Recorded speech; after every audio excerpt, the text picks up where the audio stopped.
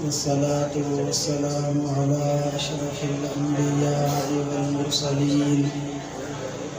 सय्यदना व मौलाना मुहम्मदिन व अला आलिहि व अस्हाबिहि व अज़वाजिहि व अहले बैतिहि अजमाईन। अम्मा बअदु फ़अऊज़ु बिल्लाहि मिनश शैतानिर रजीम। बिस्मिल्लाहिर रहमानिर रहीम। क़ालू सुब्हानक ला इल्म लना इल्ला मा अल्लमतना। सदक़ल्लाहु मौलानल अज़ीम व बल्लगना रसूलुहुन नबियुल अमीनुल करीम व नहनु अला ज़ालिका लमिनश शाहिदीन वश्शाकिरीन वज़्ज़ाकिरीन वल्हम्दुलिल्लाहि रब्बिल आलमीन। क़ाल अल्लाहु तबारक व तआला फ़ी शान हबीबिही इन्नल्लाहा व मलाइकतहु युसल्लूना अलन नबिय्य या अय्युहल्लज़ीना आमनू सल्लु अलैहि व सल्लिमू तस्लीमा। अल्लाहुम्मा सल्लि अला सय्यिदिना व मौलाना मुहम्मदिन नूरिल अनवार व सिर्रिल असरार व सय्यिदिल अबरार वल्लैलि निस्फ़हि वद्दुहा मन क़ुर्ब जे अदना दना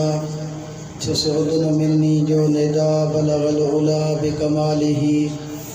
अवल उन्हीअ जो नूर हो आदम मजा दस्तूर थियो सो मज अरब मशहूर थियो कशफत दुजा बिजमालिही। आदम ॾिठो इहो नूर हो मजना खुनन मज़कूर कयो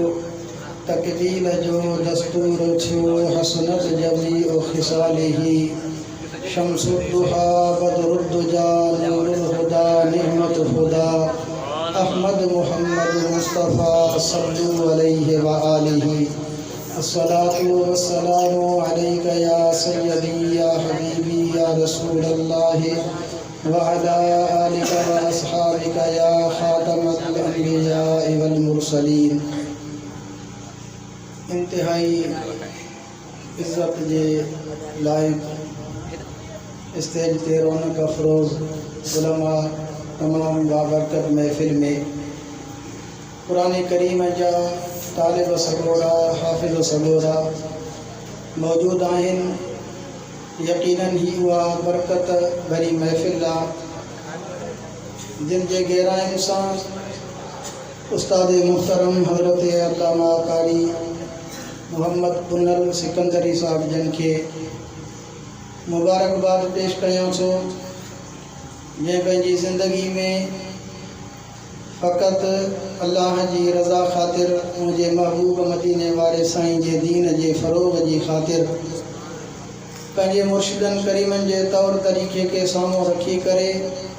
जंहिं बि जॻह ते दीन इस्लाम जी ख़िदमत कई आहे उनजो सिलो असां तव्हांजे साम्हूं आहे। इहा अल्लाह ताला जी ज़ात बाबरकात साईं जन जी ज़िंदगी में बरकत रखी आहे जंहिंजे बरकत जो इहो सिलो असां तव्हांजे साम्हूं नज़र अचे थो। यकीनन अॼु जे हिन बाबरकत महफ़िल में असां तव्हांजा जेके महिमान आहिनि असांजी हिकिड़ी हैसियत मेज़बानी जी आहे।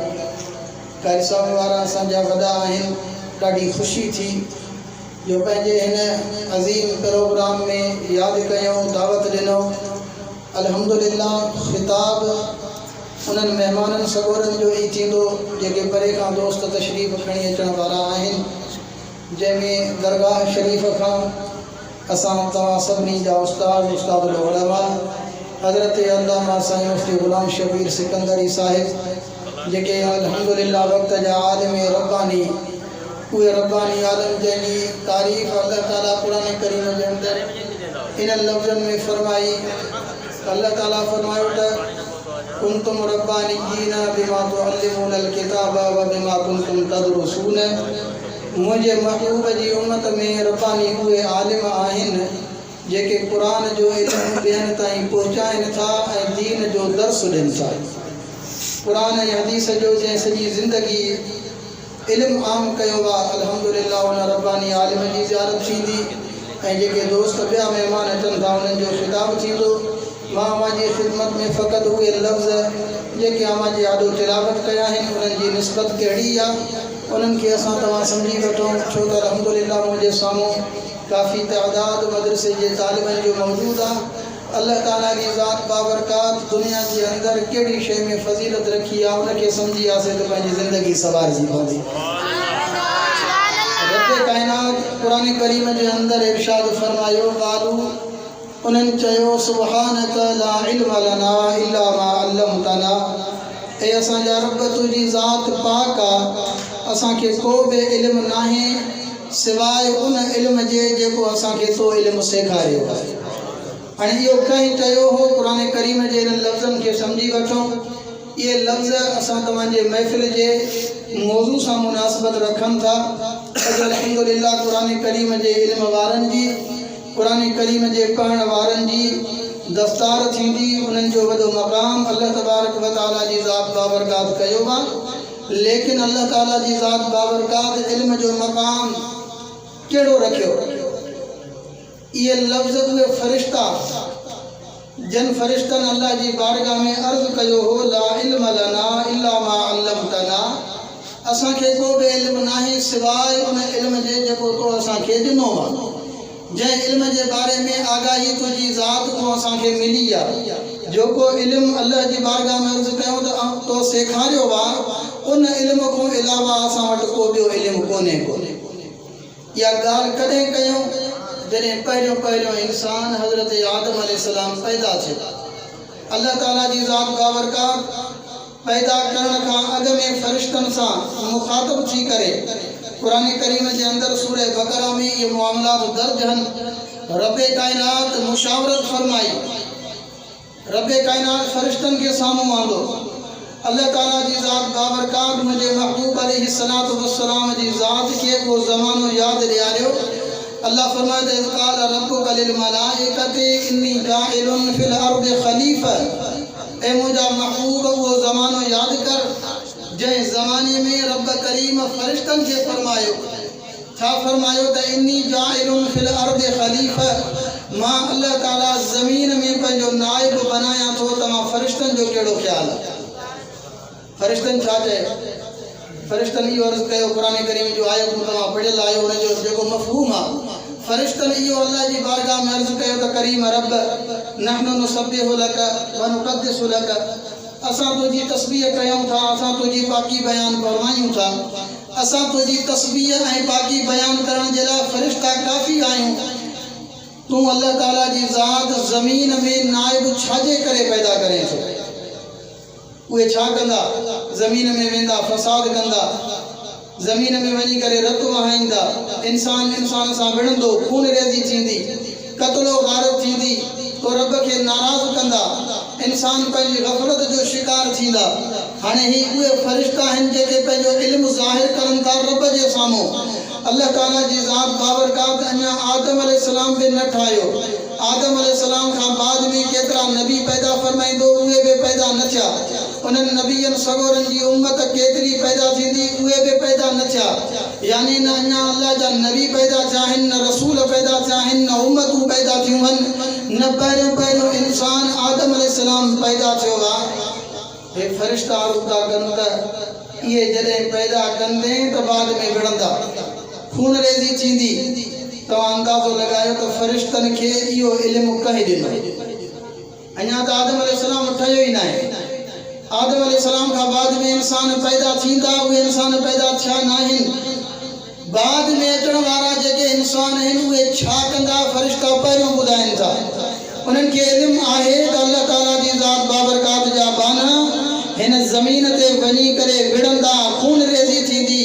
फितनो थींदो फसाद थींदो अल्लाह खे नाराज़ कंदा पोइ कंहिं क़ौम ते कहिड़ो अज़ाब नाज़िल थींदो कंहिं क़ौम ते कहिड़ो अज़ाब नाज़िल थींदो। हाणे अंदाज़ो लॻायो त अल्लाह जे फरिश्तनि खे एतिरो इल्मु आहे जेको चवनि था त अञा जेके बाना पैदा न थिया आहिनि बाद में पैदा थींदा उन्हनि जे गुनाहनि जे करे रब नाराज़ थींदो उन्हनि ते अज़ाब मोकिलींदो त मुंहिंजे महबूब अलैहिस्सलातु वस्सलाम जा उम्मती इहो अंदाज़ो लॻायो जंहिं फरिश्तनि अल्लाह जी बारगाह में इहो अर्ज़ु कयो ला इल्म लना इल्ला मा अल्लमतना ऐं करीम रब जेको इल्मु तो सेखारियो आहे इन इल्म खां अलावा को असां वटि इल्मु कोन्हे। अल्लाह जी बारगाह में जंहिं फरिश्तनि इल्मु सिखियो हो अल्लाह ताला जी ज़ात बाबरकात उन्हनि खे इल्मु कंहिं वसीले सां सेखारियो हूंदो। उन्हनि फरिश्तनि जे इल्म जो मक़ाम इहो आहे त आदम अलैहिस्सलाम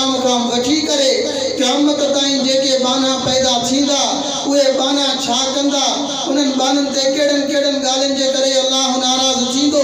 उहे हिक ॿिए सां विढ़ंदा क़त्ल कंदा वारत थींदी फितना फसाद थींदा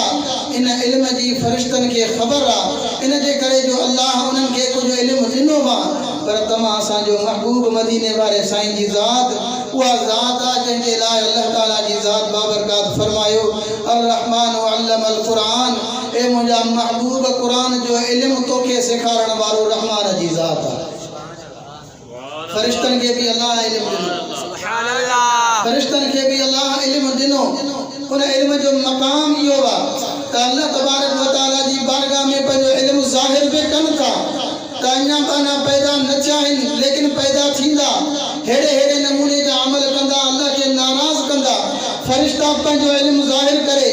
अॻिते जॾहिं इल्म जो मुक़ाबिलो इंसान सां थियो त उन्हनि इहा आजिज़ी इख़्तियार कई त ला इल्म लना इल्ला मा अल्लमतना यानी मालूम इहो छो त फ़रिश्तनि खे मुकम्मल इल्मु न हुयो जेको इल्मु हुयो उनजो कमाल इहो आहे त ग़ैब जेको बाद में थींदो हज़रत आदम अलैहिस्सलाम खां वठी करे अल्लाह जा नबी ईंदा उन्हनि नबियनि सगोरनि जा उम्मत ईंदा उहे छा कंदा फ़रिश्तनि खे ख़बर आहे इन जे करे जो अल्लाह ताला उन्हनि खे ज़रो पुरज़ो इल्म जो ॾिनो हो उन इल्म जो इहो मक़ाम आहे त मुंहिंजे महबूब जे इल्म जो मक़ाम छा हूंदो नारे तकबीर नारे रिसालत नारे खिलाफत नारे हैदरी जश्न आमद मुस्तफ़ा उलमाए अहले सुन्नत जी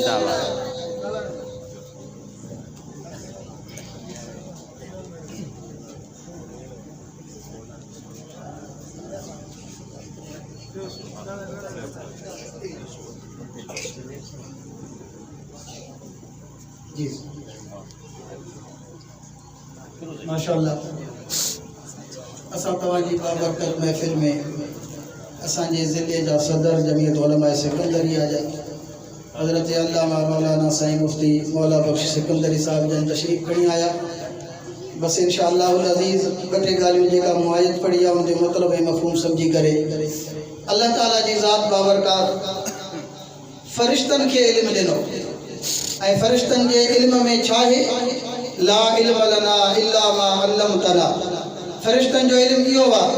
जॾहिं आदम अलैहिस्सलाम जे साम्हूं इन्हनि जे इल्म जो तक़ाबुल थियो हज़रत आदम अलैहिस्सलाम जे साम्हूं बि कुझु अशिया कुझु अहिड़ियूं शयूं हुयूं जेके रखियूं वयूं त हज़रत आदम अलैहिस्सलाम उन्हनि जे बारे में ॿुधायो ऐं फ़रिश्तनि जे साम्हूं जॾहिं उन्हनि खे रखियो वियो त उन्हनि जवाबु न ॾिनो छा चयूं ला इल्म लना इल्ला मा अल्लमतना फ़रिश्तनि इहा ॻाल्हि कई त असांखे इहो इल्मु न आहे इहो इल्मु अल्लाह ताला जी ज़ात बाबरकात आदम अलैहिस्सलाम खे ॾिनो यानी रब काइनात हिन काइनात जे अंदरि जेके शयूं पैदा फरमाईंदो उन्हनि शयुनि जो इल्मु आदम अलैहिस्सलाम खे मिलियो अल्लाह ताला उन्हनि जो इल्मु फ़रिश्तनि जे साम्हूं बि रखियो फ़रिश्तनि आजिज़ी मञी फ़रिश्तनि इहो अर्ज़ु कयो ला इल्म लना इल्ला मा अल्लमतना ऐं करीम रब असांखे उहो ई इल्मु आहे जेको तो सेखारियो आहे इन इल्म खां अलावा असांखे को बि इल्मु न आहे लेकिन हज़रत आदम अलैहिस्सलाम क़यामत ताईं अचण वारे शयुनि जे बारे में ॿुधाए करे इंसान जी इज़त ऐं फ़ज़ीलत खे साम्हूं ज़ाहिर कयो ऐं अल्लाह ताला जी ज़ात बाबरकात फ़रिश्तनि खे हुकुम ॾिनो क़ुरान करीम जे अंदरि आयो फसजदल मलाइकतु कुल्लुहुम अजमऊन इल्ला इब्लीस तमाम फ़रिश्तनि आदम अलैहिस्सलाम जे साम्हूं पंहिंजे सर खे झुकायो छाजे करे त फ़रिश्ता आदम अलैहिस्सलाम जे साम्हूं इल्म में घटिजी पिया ऐं आदम अलैहिस्सलाम जो इल्मु उन्हनि खां वधी वियो इल्म जो वधण इल्म जे घणे हुजण जे करे अल्लाह ताला जिब्राइल अमीर को वठी करे तमाम फ़रिश्तनि खे हुकुम ॾिनो सभु फ़रिश्ता हज़रत आदम अलैहिस्सलाम जे साम्हूं पंहिंजे सर खे झुकायूं छाजे करे इल्म जे करे त इल्म जी वॾी फ़ज़ीलत आहे इन इल्म जे करे अल्लाह ताला आदम अलैहिस्सलाम खे बुलंदी ॾिनी इन इल्म जे करे अल्लाह तबारक व तआला नबियनि सगोरनि खे नबूवत ऐं रिसालत जो इल्मु ॾिनो उहो इल्म जो फैज़ आहे उहो इल्म जो सिलसिलो आहे अल्लाह ताला जी ज़ात बाबरकात असां तव्हांजे महबूब मदीने वारे साईं खे इल्म सां नवाज़ियो अहिड़ो इल्मु काइनात जे अंदरि रब काइनात कंहिं ॿिए खे अता न फरमायो जेको इल्मु मुंहिंजे महबूब मदीने वारे साईं खे अता फरमायो ऐं मुंहिंजे महबूब मदीने वारे साईं जी ज़ात बाबरकात जे इल्म में मुंहिंजे महबूब जी उम्मत मुस्तफ़ीज़ थी मुंहिंजे महबूब जी उम्मत खे फैज़ मिलियो उहो क़ुरान ऐं हदीस ऐं दीन जो इल्मु आहे जंहिं इल्म जे करे अॼु हीअ बाबरकत महफ़िल सजी पई आहे ऐं उन इल्म जे करे केतिरनि ई हाफ़िज़नि जे सरनि ते मथनि ते अल्लाह ताला जी ज़ात बाबरकात दस्तार जा ताज ॾिना आहिनि। या इल्म जी फज़ीलत अल्लाह ताला जी ज़ात बाबरकात असां तव्हां खे क़ुरान करीम के समझण दीन इस्लाम जे इल्म ऐं तालीम के समझण जी तौफ़ीक़ अता फरमाए। इंशाअल्लाह अज़ीज़ मुक़्तदर उलमा मौजूद आहिनि, उन्हनि जा ई ख़िताब थी तव्हां जी ख़िदमत में। अल्लाह ताला जी ज़ात बाबरकात जेके मुंहिंजा ही लफ़्ज़ चवराया पंहिंजी बारगाह में क़बूल फरमाए। व आख़िर दावाना अल्हम्दुलिल्लाहि रब्बिल आलमीन।